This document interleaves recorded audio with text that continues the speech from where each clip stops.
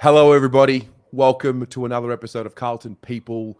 This is a very special one. First of all, because we've got a great guest, but secondly, because we're going to get the opportunity to talk about season 2023 as well. This will be the first, I guess, official preview for next season. But let's start with our guest. Now, this is a guy that is blue abroad royalty when it comes to the audience. This is a guy that I've seen in the comments for a while.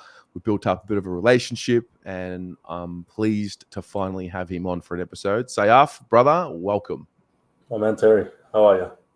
Man, I'm good. I'm excited. I'm finally over 2022, and I'm excited for 2023. That's it, man. That's it. Talk to me. Let's start how we usually do. Let us know.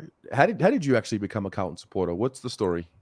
All right, so there's not really any immediate family history or anything like that. I got extended family or Carlton supporters, but that never really played a role in it. My dad is a Hawthorn supporter. My siblings, one of them a Carlton supporter, the other Essendon and a Collingwood supporter. But myself, it was 2006 or 7, and it was a Carlton versus Essendon game, and it was Fev playing. Before that, you're in school, you just see whoever that goes for who. You're kind of in the bandwagon. I saw Fev, man, on screen, literally one game, the first time I've ever seen him. I think he kicked about 4 or 5 goals, and since that day, that's it. That's it. It's literally all it was. He just grabbed you in, locked you in, and entertained you, and that was it. Brendan Favola, literally the sole reason why I support Carlton today. Wow. I mean, I get it. Like, I really do get it. He's don't know if the league has really had a player like him since, because he had like the talent, and then he had like the personality, but he also had this likability because he was a normal guy. 100%. And obviously, as a kid, you don't really know about that stuff until you grow a bit older. For me, it was big forward, kicking goals, the face of Carlton back then. Obviously, it's like who didn't know Fev, but literally the reason why, the only reason why, nothing more to it. Amazing. So, do you remember the first game that you went to? The first game I went to wasn't a Carlton game, obviously, because we would go to Hawthorn games a lot, a lot of Geelong games, a lot of Essendon games, whatever. But the first Carlton game I went to would have been against, from what I can remember, it would have been against Melbourne in 2008. 2008, yeah. Did we win? I think so, yeah. Yeah. Wow. Yeah, what are some of the early, I mean, you mentioned Fev, so I'm assuming, you fall in love with Fev, you watch him closely. Quite a few good performances back then. I think the 48-point comeback in 2007 probably sticks up there in your memory. But do you have any other special games, moments, things that you always remember? As a child, not really, to be honest, because, man, honestly, like, I'm 20 right now.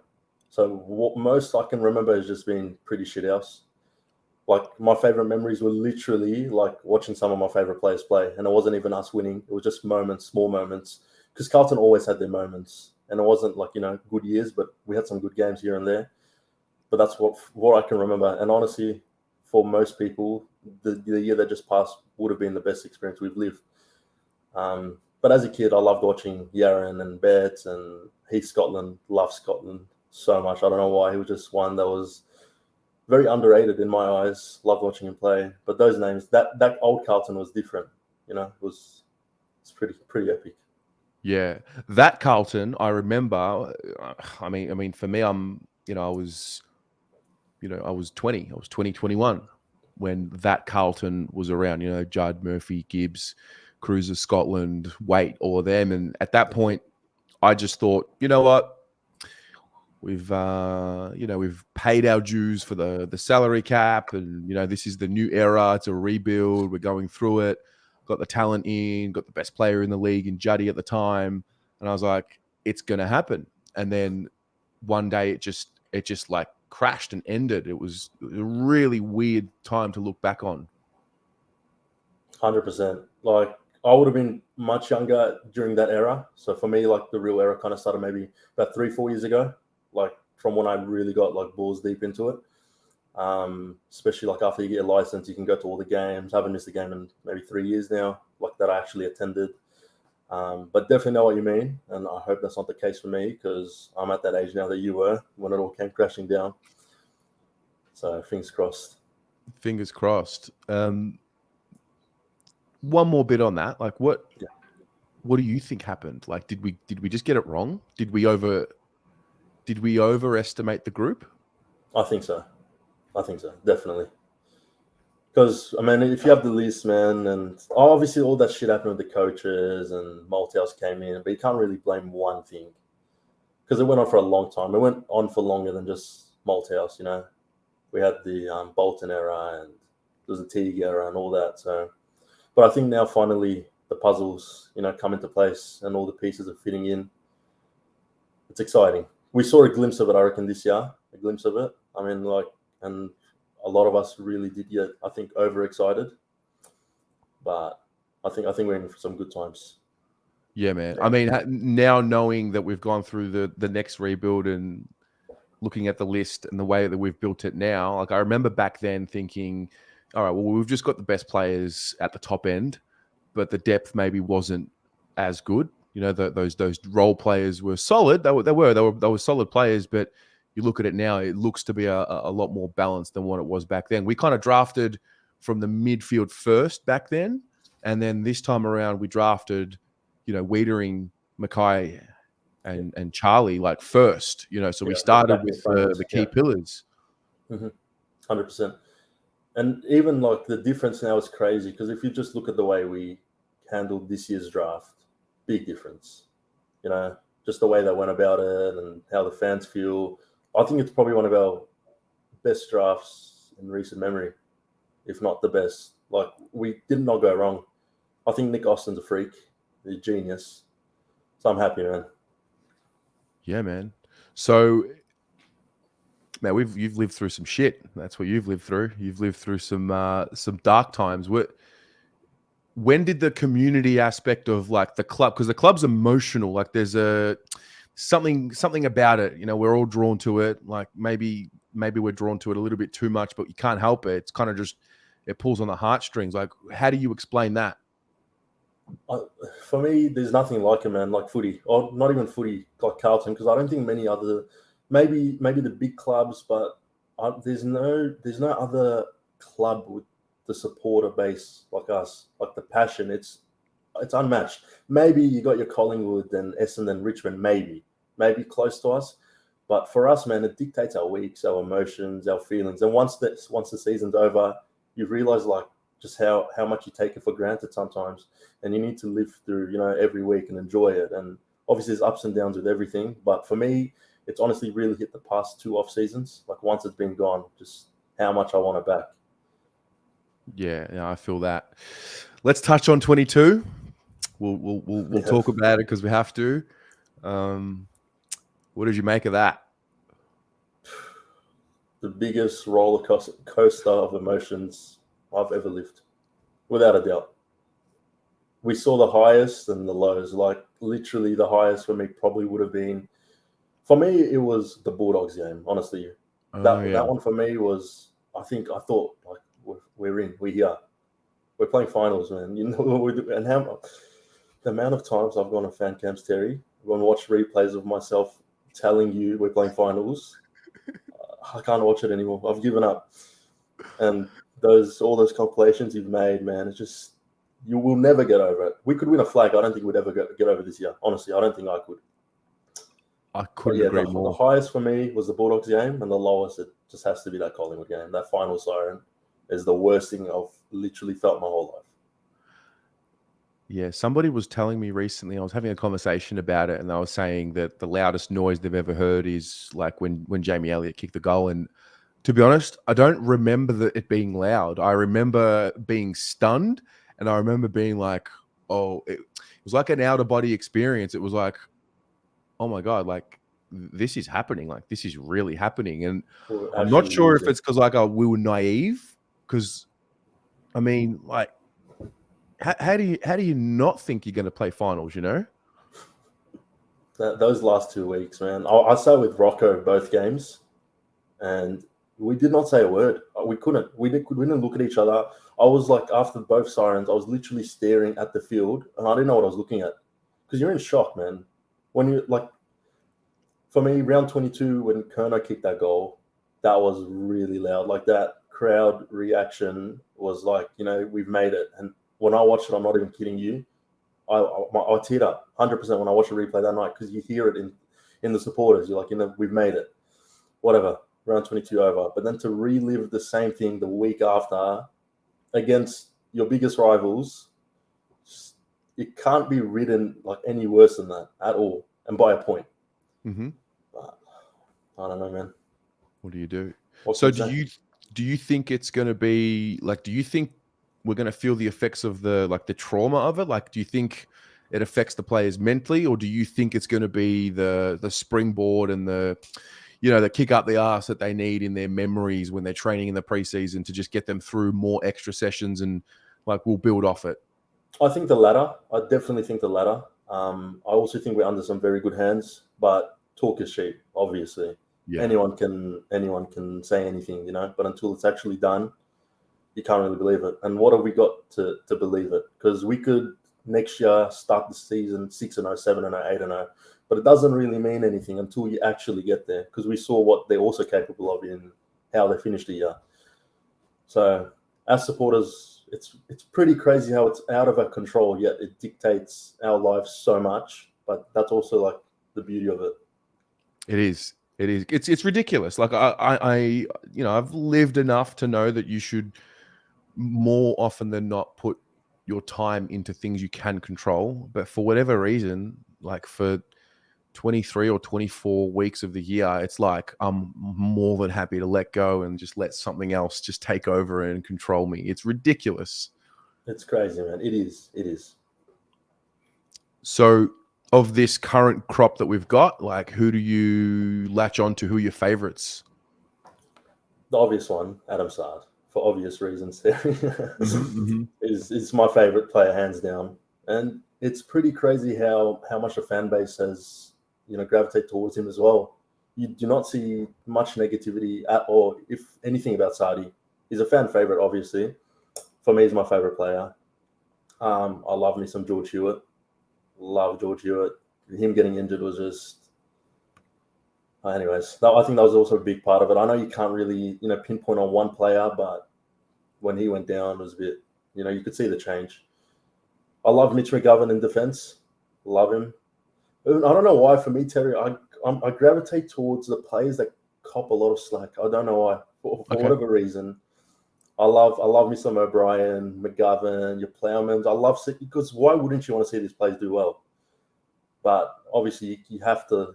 Everyone loves, your big players, your Kerners, your Cripps, your Walshes. When they got the ball, it's just a different feeling. But when Kerner kicks a goal, there's nothing like it. Anyone in the league could kick a goal, and you wouldn't get the reaction like Kerner does. But yeah, my favorite's got to be Sardi, without a doubt. There's something to be said about the guys that you like the Sards and the Hewitts. I kind of used to really gravitate to like the flashy, good players, like the Murphys when he was #1 draft pick and all of that. Judd, obviously, I think everyone loved Judd, but now it's the Sards, it's the Hewitts, it's the Wiederings, it's the ones that they're not as flashy or whatever, but they're just job doers at the highest level and no fuss players. Week in, week out, they do their role. That's it. Everyone loves Cripps. Who's going to say they don't love Cripps or your Walshes? The big players, everyone loves them. We all love them. But I think it's also good to have some sort of, attachment to these players that aren't as big in names, but, the ones that you enjoy watching play. Totally. I think also on side as well, I think he's a very unique player. He's a very unique human being. And I think what he's brought to the club, like not only what he does on the field, but like he very rarely do we appreciate a player for the human that they are. Like usually we all just get sort of sucked into the superstar player. But Sard's got this aura about him. Like you fall in love with the human, like the way he is. Like he doesn't do a lot of media. And when he does media, he's not really trying to showcase too much about himself. Like he's very humble, and I think he's a rare player to have at a club because he's like strictly a human being first. Definitely, yeah, and you see it in the comments. Like most of the time when you're reading comments, whether it's on Facebook or Instagram, the players will get complimented for the efforts on the field or what they did that game. But with Sadi, it's always great player on and off the field, or great human being. So I 100% understand what you're saying, and it's good for him to get the recognition that he deserves, and especially to get that Australian jacket, all Australian jacket this year. It was good because well deserved. Yeah, man. Well, we're filming this early December 2022, so the boys are back at training. They're doing their thing. You know, we've got a pretty healthy list right now. Still got to get through this little patch, and then we've got like the break, and then January and all of that. So, looking ahead, 2023, like where do you begin? Where have you started thinking about the year, or is it too early? 100%. I started thinking about it the day we lost to Collingwood, man. I wanted it back already. It's just that it's that bad taste that's left in your mouth. You know, you want better. You want them to do better. And just touching back on what we were talking about before, we don't get anything from it. You know, we don't get paid for this. We're the ones paying memberships. We're the ones investing time and emotion. We don't get much from it. But the idea of these boys winning a premiership, or even making finals, or even having a solid year, just the emotion that we get from it, like, you know, you can't buy that with money. What you feel, you know, passion, you can't really buy that with money. So I'm very excited. We need the season to come back and just relive it and do it again. Yeah, I think about that a lot. Like what makes the club special is what should be really ingrained in the players, and I'm confident that it is. But there's definitely times where I'm like, I don't know if these guys really know how much people care about the club, like the lengths that people would go to watch and support. And it's kind of got me thinking. We're kind of at that point now where it's like enough with hope and blind faith about these players and what they could be and the potential and the X factor. And he's got burst, and you know he's got this and he's got that. It's like, if you can't get the job done, you got to go. Like if you're not passionate enough to put in the absolute extras to become the best version of yourself, like I've got no more time for those players anymore. Yeah, because we've been through that, man. We've been through, like you said, blind faith and, you know, just hope. I hope this happens. I hope that happens. 2020 stands out for me because that was a very bad year, especially with the expectations that you go in with. But you can see on field how much it's changed. If you just compare, let's just say 2021, even more recent. Compare 2021 on field, compare 2022, big difference. Obviously, still got your gaps. You're always going to have your holes, your gaps. But I think the mentality is there. And I think they do play, you know, with what they need to play. But obviously this year, next season, it's do or die. Because could you imagine the scenes if they don't play finals in 2023? Like, what do you do from there? Where do you go from there? I've thought about it. I have, because we've got an extra game now to play in the season that they're adding. So that just makes it a little bit more tougher to make it. You know, you got to win a couple more extra games than what you thought you might have needed to make it. And I guess like 2022 was, the pressure to make finals was always there. But there was also this like patience for us because we knew new coach, new systems. They even said we're going to need time. And it was funny because we all gave them that time early in the year. And then we all thought they had done it. I think they also thought they'd done it, you know, sitting 8-2 after 10 rounds. You get your 12th win with 4 games to play. And you're like, all right, well, we're going to play finals. And then they don't. So for me, it's like 2023, like expectation is finals and then some, maybe even win a final. And the one thing we've definitely improved on field, no doubt, but I'm very curious about the mentality and like their mindset, and like, are they bulletproof yet? What do you think about that? Like, what do you think about their mentality? Well, you won't really know until the season starts, will you? But it's a good question, because the most important thing is how will they bounce back after what happened this year? And, you know, like I said, you can say whatever you want. Talk is very cheap. You can say what you want, but until we see round 1, round 2, round 3, and probably even half of a whole season, if not more, you won't really know. But I think we're in good hands. I'm confident. But like I said, you have to just wait and see, because you can't really do much more. Yeah, for sure. I mean, you know, we've got Vossi now he's already had a full year with the group. He now gets a full preseason. Like for the first time in years, there's like stability off the field now. Like we're not losing a CEO, we're not losing a coach, we're not losing a player to trade or who's requesting to go home, that kind of thing. It's every year there's been something. Some things have been in our control, some things have not been in our control, like the lockdowns and those things. So we all try and put like a case forward for what is going to be positive based on, you know, our bias. And like my thing is like, all right, stability is going to be good for the group. But yeah, you're right. Like you like we can't afford to just talk about what could happen. It's just only about what is going to happen. 100%. Would you change anything? Because I think if we were going into a new season any other year, okay, whatever, we don't have the right coach, we don't have the right players, CEO, whatever, anything. Would you change anything now, or do you think we've got absolutely everything to get what we need, get what we want? I really do believe this is the list. Like, what else do you want? Like, you've got gun forwards, you've got gun defenders, you've got gun midfielders. All right, we might not have like a top shelf, top 3 or top 5 ruckman in the competition. I don't think you need one, to be honest, personally. I really do think it's all there. I think all the holes have been plugged. I think we've invested our salary cap for this group. And the reality is this group is going to be the group, whether they end up going on to win a flag or a couple, or whether they end up becoming a memory and, you know, good players. Like you look at the old Western Bulldogs team from like 2007, 8, 9, 10, that era. Like they didn't win a flag. Good team, really good team, but they didn't win a flag. You know, are our boys going to be remembered like them, or are they going to be the ones that actually climbed the mountain? I mean, the talent suggests that they're good enough, but yeah, I'm hoping that we're talking about 2022 as a blessing after 2023 or 2024. I'm hoping it's going to be something we say, you know, we had to go through that so we could feel this. Definitely. And it's always about the last laugh. You have to go through downs, you know, to hit the ups and all the good things. It's never going to just come easy. So as bad as this year was, I hope it was the bad, and, you know, the good times are coming. Yeah. Because if not, we're stuffed. If not, then I quit. It's done.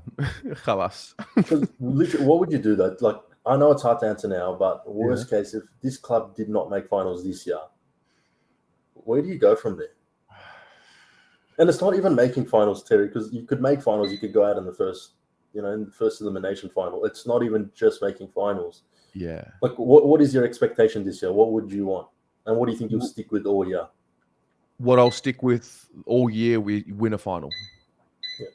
Yeah, make finals, win obviously, and win a final, because like it's a journey. Like I understand the levels you've got to reach. I understand that. I mean, yes, the doggies were a fairy tale and they won the flag out of nowhere, and that could happen and dare to dream and all that. But I understand that there's levels. I'm willing to accept that there's pain. You know, losing a final, or losing an elimination final, or losing a preliminary final, and then, you know, climbing again the year after. I'm at peace with that. But what I'm not at peace with is wasting potential, wasting time. And I just, in this moment, at the time of filming this, I feel like the last 3 seasons in particular, even 4, have been a complete waste of time and just like they're nothing. Now, I hope that I look back and say that that's wrong, but right now I feel like it's a waste of time.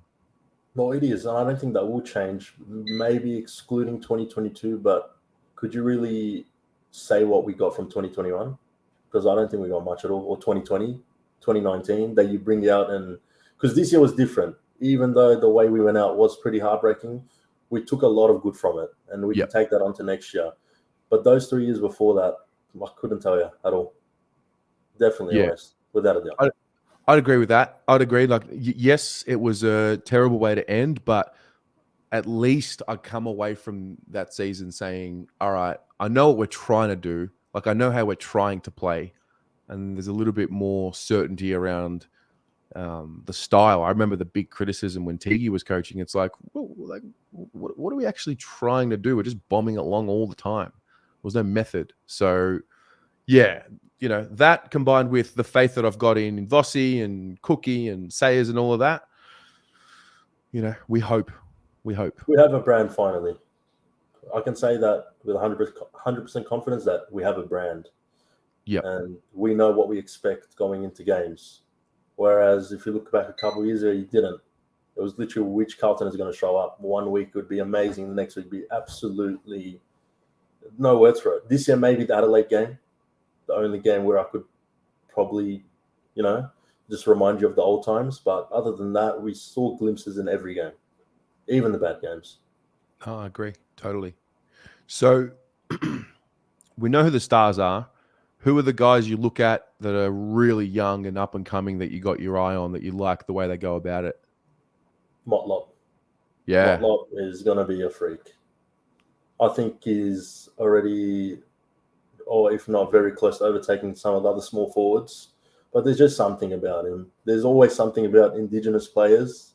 They're just naturally gifted. But I think he's a genuine gun. And he's got a lot of, I think he's got, what's the word I'm looking for? I just think he's got a lot to show, and he will show it. Because he played a lot more games than we expected him to this year as well. So that's saying something already. And he had this, he got more comfortable the more games he played in the ones. It just felt right. It wasn't like we were carrying him too much. He made sure to have his moment or his moments and take them and just do enough for us to say, yeah, he's got to play next week. And you just kind of know that he was growing. I was at, who I think Motlop for sure. I was at training the other day, and he's just built. He's a weapon, bro. Like he's only in his second year, and I'm thinking about who are going to be like that next breakout player. And I want to say Motlop, but I also don't want to put pressure on him because he's a second year player. I'm a big, Corey Durden fan, not just because I sponsor him, but I genuinely like the way he goes about it, and I like his character. And then Carroll, I think the three of them that they all live together. There's just something about them. They've all got a little something about them. I think they're going to be really special for us. Not to single out any players, but do you see Carroll breaking into the side and being able to hold down a top 22 spot? Next year, 23, I think he'll go a further step, maybe, 5, 6, 7 games. Mm-hmm. And then I think 24, I think he'll push out one of them. I really think he's that capable. No, that's good. That's good, man. That's always good. And now with these new picks we've got, what you love seeing with the new draftees is the ones that are Carlton supporters, because I think they understand, and especially when you're 19, 20 years old getting drafted, they can relate to people my age specifically, and I think they'll play with a different type of passion. I genuinely do, and I think we got some. They look good. They look good, and Pommy's interviews with them were pretty good. He put a lot of work into it, but I'm excited. I'm very excited. That's it. Absolutely. Well, once we get past the Christmas break and we get to January, mate, it's on. It's red hot. So I'll ask you a few questions about the year, early predictions. Who's going to win the goal kicking and how many? From Carlton, obviously. Yeah. You'd have to back Kerno again. I just think you have to. It's pretty spectacular what he did. Yeah. No one besides Pommy called it, obviously. It's crazy. But you just knew. Round 1, I don't think he scored any goals, did he? I think that was the only round he didn't score a goal. But that Western Bulldogs game, Kerno was a big part of why that game was so big for me.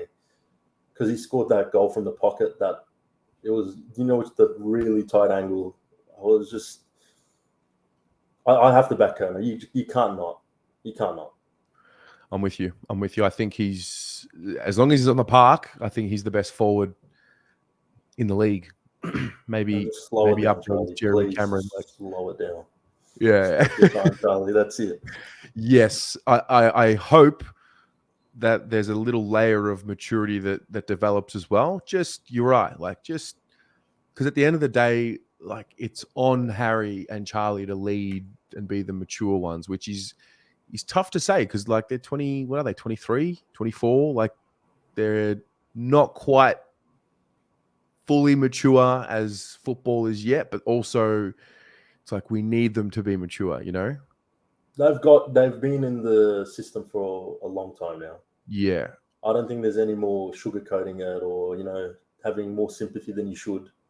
It's their time now, and you just back to back Coleman medal winners.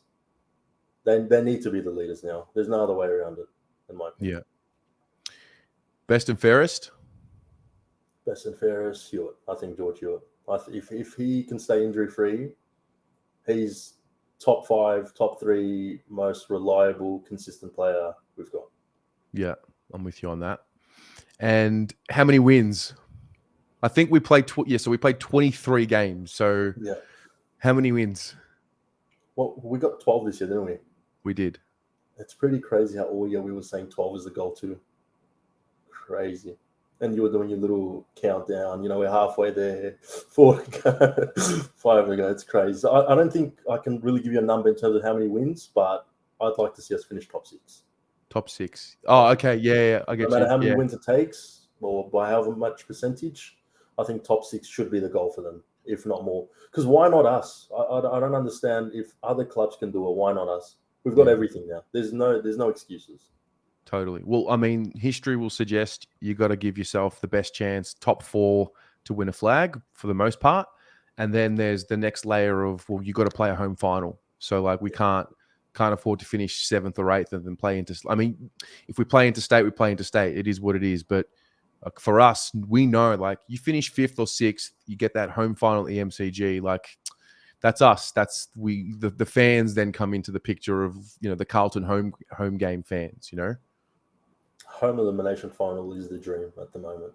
Yeah. Because just imagine that against a Collingwood or an Essendon or I don't know. Obviously, I don't think Essendon will make the finals. I don't know about Collingwood, but if it's against one of those big clubs, then there's no feeling.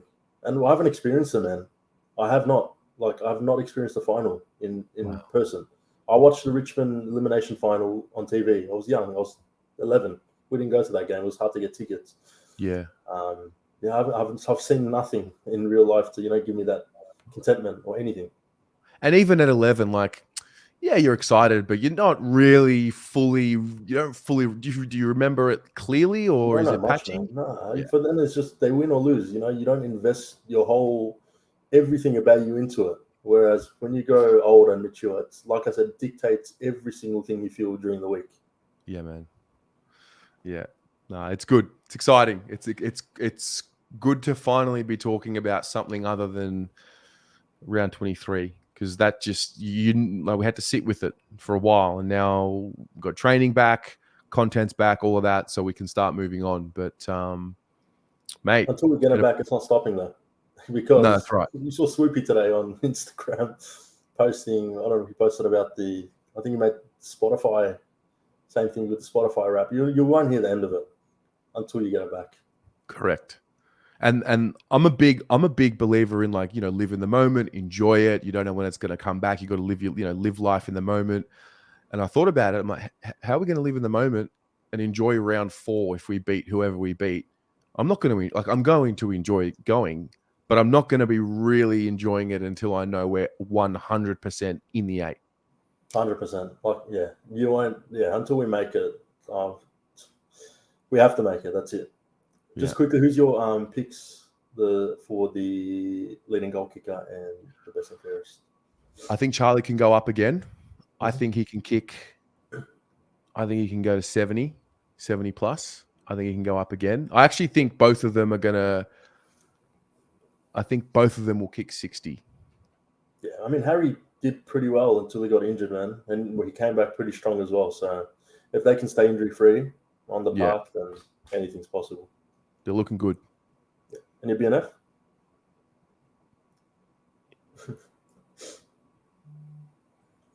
BNF. Sam Walsh. Although at the time of filming this, I'm a little worried, bro, because he hasn't trained. He hasn't, has he? He hasn't trained, and this back issue is starting to just getting a little bit nervous. So, you know, if he has a full preseason and then plays out next year, I think he'll be the best player in the team and in the league. But, you know, history says that if you don't have a full preseason, you're just not going to be at your best. So, yeah. But at this point, I'll say Sam Walsh. Let's hope they're taking the right precautions with him. And he's had a while now. And one more thing that is a bit that makes me a little bit nervous is, although he's coming off a Brownlow, you see most of the time Brownlow medal winners have a little slump the next year. So I hope Cripper's still, you know, the same Cripper, because if he plays the footy that he played this year and you're Walsh and you Hewitt's all fit, that midfield is pretty much unstoppable. And we saw that against top midfields in the comp this year. Yeah, exactly right. And like, they know their system a lot more than what they did last year as well. So there's no excuse. That's the truth. No excuses. You got, like I said, we got everything we need. It's as simple as that. Mate, that was a very quick 36 minutes. It's always a good sign. It's always a good sign that you're enjoying yourself. But mate, it's been a pleasure. Thanks so much for giving up your time, and thanks so much for all the support over the years. It's been great to connect with you. Likewise, Terry, man. Absolute pleasure of mine as well. All right, man. Go Blues.